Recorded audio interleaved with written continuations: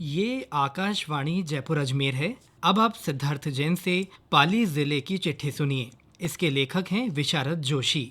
होली के गीत और गैर नृत्य का मुख्य वाद्य यंत्र चंग इन दिनों जिले में विभिन्न दुकानों पर तैयार किया जा रहा है। यही नहीं, जिले के आउवा में आजादी की लड़ाई के दौरान चंग पर गीत गाकर देशभक्ति की अलख जगाई गई। ये ऐतिहासिक तथ्य इस इंस्ट्रूमेंट को और खास बनाता है।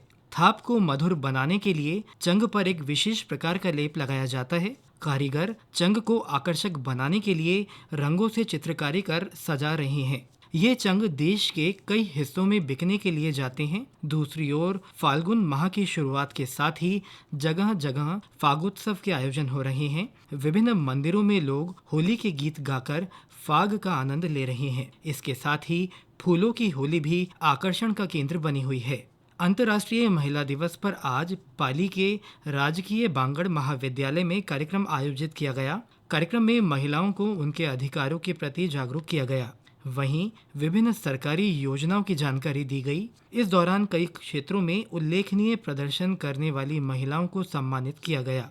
महिला दिवस के उपलक्ष्य में सप्ताह भर तक कार्यक्रम आयोजित किए गए। इसी कड़ी में पाली के राजकीय उच्च प्राथमिक विद्यालय में सरकारी योजनाओं के प्रचार प्रसार के लिए कार्यशाला रखी गई। इस दौरान जिला विधिक सेवा प्राधिकरण की ओर से बालिकाओं को साइबर क्राइम के बारे में विस्तार से बताया गया। जिले के गिरादड़ा में घना जंगल यानी ऑक्सीजोन हब तैयार किया जा रहा है। बीते दिनों वन और पर्यावरण मंत्री संजय शर्मा ने इसका उद्घाटन किया। पहले चरण में करीब 25 एकड़ भूमि पर घना जंगल बनाया जाएगा। इसके लिए देश के विभिन्न हिस्सों से 1 लाख से अधिक विभिन्न प्रजातियों के पौधे लाए गए हैं। साथ ही बायो और ऑर्गेनिक खाद भी मंगवाई गई है। इस जंगल में प्राकृतिक शोध भी किया जा सकेगा। मुख्यमंत्री भजनलाल शर्मा बीते दिनों जिले के देसुरी के गुड़ा मांगलिया गांव आए। वहां उन्होंने एक धार्मिक कार्यक्रम में शिरकत की।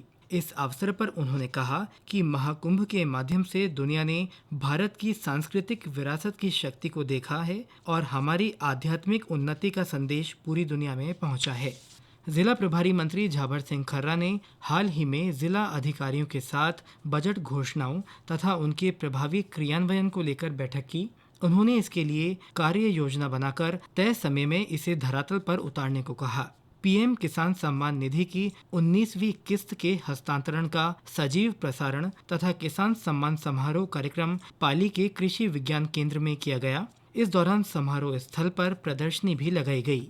कार्यक्रम में वैज्ञानिकों ने किसानों से संवाद किया और उन्हें विभिन्न तकनीकों की जानकारी दी। मुख्यमंत्री आयुष्मान आरोग्य शिविर के तहत फरवरी में जिले के 11 स्थानों पर मोबाइल कैंसर स्क्रीनिंग शिविर लगाए गए। 3 से 21 फरवरी तक लगाए गए इन शिविरों में सामान्य कैंसर, स्तन कैंसर, सर्वाइकल कैंसर सहित अन्य प्रकार के कैंसर की स्क्रीनिंग की गई। स्क्रीनिंग टेस्ट में पॉजिटिव पाए जाने पर रोगियों को अस्पताल में उपचार के लिए रेफर किया गया। जिले में इन दिनों राजस्थान माध्यमिक शिक्षा बोर्ड की 10वीं और 12वीं की परीक्षाएं चल रही हैं। उच्च माध्यमिक परीक्षा के लिए 105 और माध्यमिक परीक्षा के लिए 122 परीक्षा केंद्र बनाए गए हैं। जिले की खेल प्रतिभाओं को संवारने के लिए पाली के राजकीय बांगड़ स्कूल के मैदान को स्टेडियम की तर्ज पर विकसित किया जाएगा। यहाँ 6 खेलों के साथ साथ पवेलियन सहित अन्य सुविधाओं का विस्तार होगा। इसके लिए 3 करोड़ रुपए की मंजूरी मिल गई है। 22 बीघा में खेल संकुल तैयार होगा। स्टेडियम में walking track, skating court, badminton और बास्केटबॉल कोर्ट बनाए जाएंगे। यहाँ 500 से 1000 युवा विभिन्न खेलों की प्रैक्टिस कर सकेंगे। पाली के राजकीय बांगड़ कॉलेज में 3 दिन का साहित्य संगम और पुस्तक मेला लगाया गया। मेले का उद्देश्य युवाओं के बीच पढ़ने की संस्कृति को बढ़ावा देना था। पुस्तक मेले के दौरान शिक्षण प्रणाली की रोचक शिक्षक सहायता सामग्री की प्रदर्शनी लगाई गई। इसके साथ ही युवाओं के साथ परिचर्चा, नाट्य मंचन, ओपन माइक इवेंट तथा सांस्कृतिक कार्यक्रमों का आयोजन किया गया। मेले में साहित्य और पुस्तक प्रेमियों ने बढ़ चढ़कर भाग लिया। इसी के साथ पाली जिले की चिट्ठी समाप्त हुई।